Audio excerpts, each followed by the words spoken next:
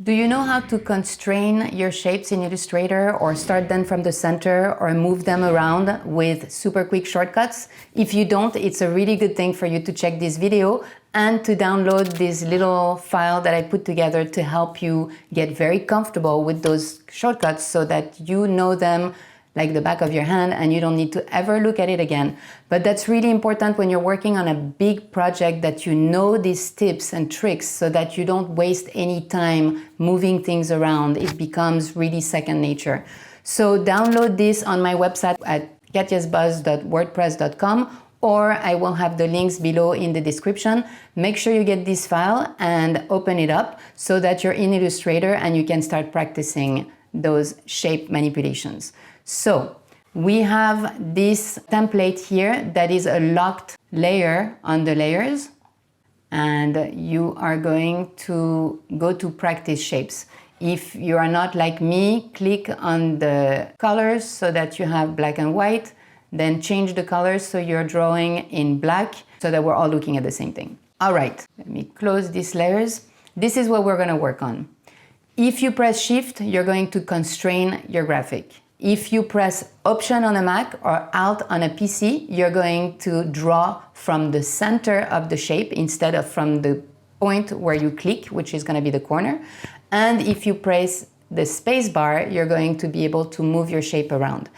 And if you do all of them at the same time, you will be constraining your shape, starting it from the center, and you'll be able to move it around. So we're going to do all of those things.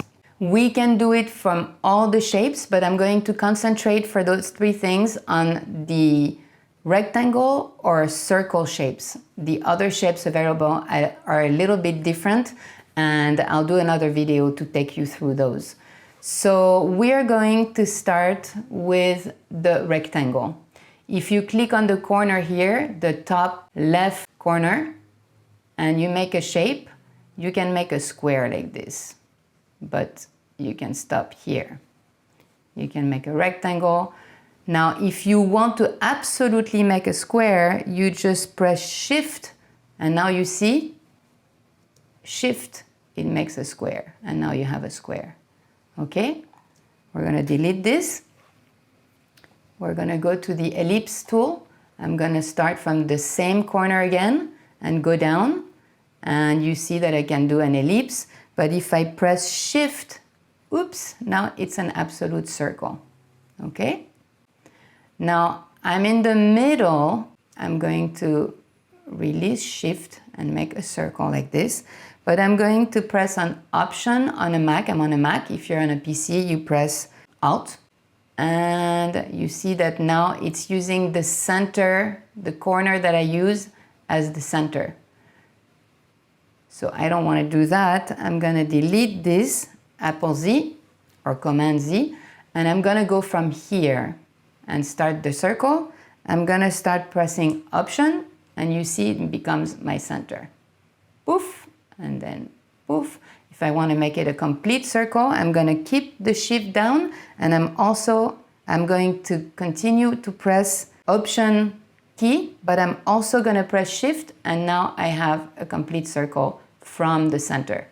And all I do is I press those two keys at the same time. I can do the exact same thing with a rectangle. So I'm going to start here. I'm going to start my rectangle like this, and suddenly I'm pressing Option, which puts it in the center, and now I'm going to press Shift, and it's going to make a square, and then I'm doing a square from the center. Poof! We're going to delete this, and let's go back to the ellipse tool. We're going to start from here and create our circle. So now I want my center to be in the middle of the shape that I've created. So all I do, see, Option puts it in the center.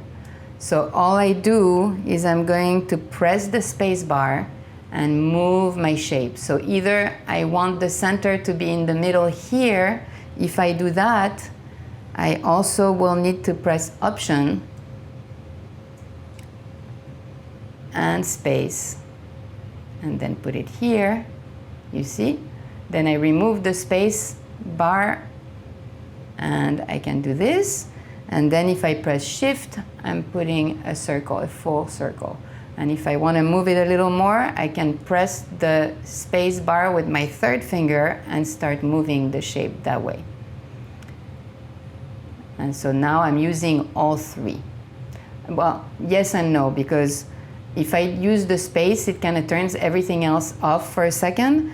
But you'll see that if I remove it, it removes the options. So you kind of want to keep it together while you do the move. And believe me, when you're used to working it, you'll do it without thinking about it. So I hope you use these tricks. They're actually very good and very helpful when you're working on a project that requires you to move a lot of shapes.